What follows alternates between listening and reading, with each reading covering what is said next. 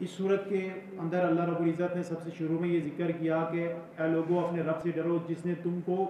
ایک مرد اور ایک عورت سے پیدا کیا اور تم کو پھیلا دیا، یعنی کہ بہت سے مردوں اور بہت سے عورتوں میں پھیلا دیا۔ آگے ذکر کیا واتقوا اللہ الذی تساءلون بہ والارحام، کہ تم اللہ تعالیٰ سے ڈرو کہ اللہ تعالیٰ تم سے ذی رحم لوگوں کے بارے میں سوال کرے گا، یعنی کہ وہ لوگ جو ذی رحم ہے رشتہ دار ہیں ان کے بارے میں تم سے سوال کیا جائے گا۔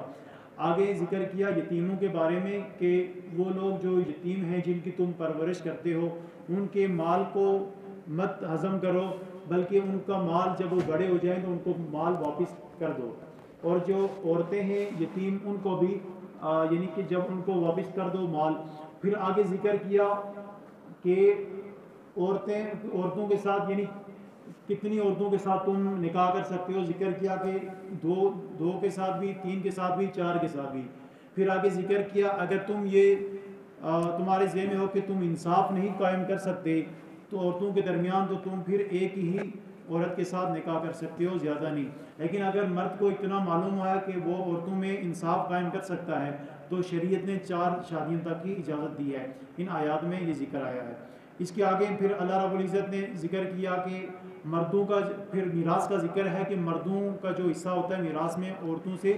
دگنا ہوتا ہے۔ پھر اس میں تمام جو وارثین ہیں اس کا ذکر ہے کہ ماں کا کتنا حصہ ہے، باپ کا کتنا حصہ، بہنوں کا، شوہر کا، بیوی کا کتنا حصہ ہے، اس کو تفصیل کے ساتھ ان آیات میں ذکر کیا۔ اس کو ذکر کرنے کے بعد چوتھے پارے کے آخر میں اللہ رب العزت نے محرمات کو ذکر کیا، وہ محرمات کے جن کے ساتھ نکاح کرنا ابداً حرام ہے۔ وہ کون کون سے ہیں؟ وہ ذکر کیا ماں، بیٹی، بہنیں، پھپھی، خالہ اور بھتیجی، بھانجی،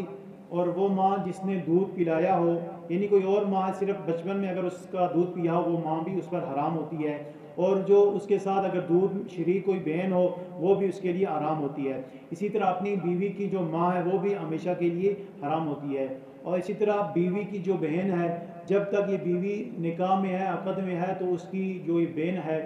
یعنی سالی وہ بھی حرام شمار ہوتی ہے۔ پھر اسی طرح اور ذکر کیا کہ اور وہ جو عورت ہوتی ہے جس کے ساتھ نکاح کیا ہوتا ہے اس کی جو بیٹی ہوتی ہے جو دوسرے شوہر کے ساتھ لے کر آتی ہے اس کے ساتھ بھی نکاح نہیں کیا جا سکتا۔ اس کے آگے پھر آگے ذکر کیا وہ عورتیں جن کے ساتھ یعنی کہ نکاح کیا جا سکتا ہے، پھر آگے ذکر کیا کہ ان کے ساتھ انصاف کے ساتھ آپ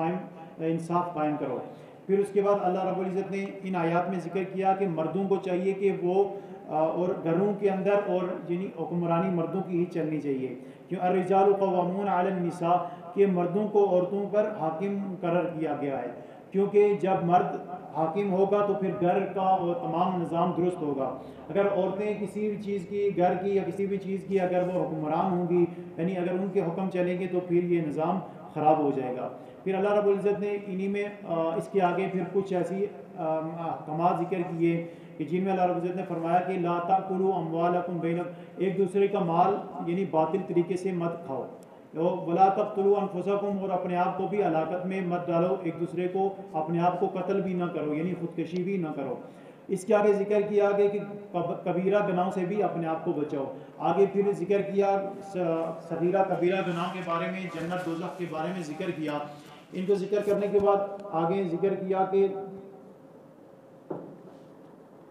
کہ